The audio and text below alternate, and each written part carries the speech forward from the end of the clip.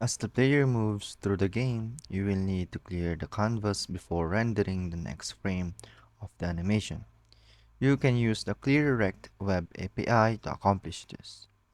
What is a ClearRect Web API? I don't know. So a good thing to do is to go to Google and search for it. As the description says, it clears specified pixels on the canvas and it does not change the current path.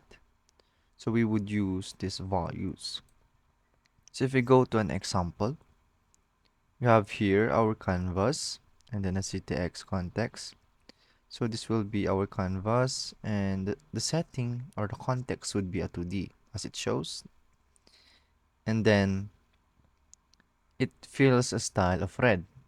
And then it will fill the style with the values. We will have an value of x.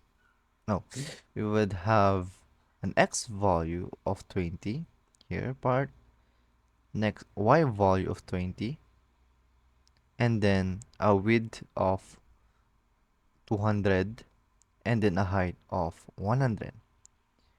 We then used the clear rect by accessing the ctx variable and then interpolating it, and then this would be the clear rect. So a rectangle has been cleared in this part with the value x of 40, value y of 40, value width of 50, and a value height of 50. So that is an example of a clear rect, and that is what we are going to do in this activity. So it says it takes in x, y, width, and height as arguments. Below your request animation frame, call the clearRect method on the ctx variable.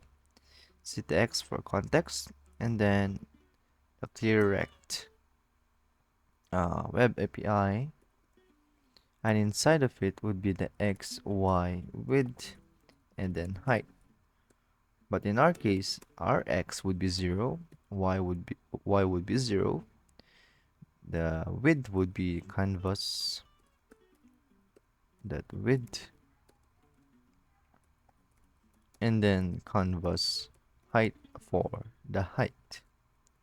Don't forget the semicolon. Oops. You should call the clearRect method on ctx variable. I just did. Oh, so that would be it. Nice.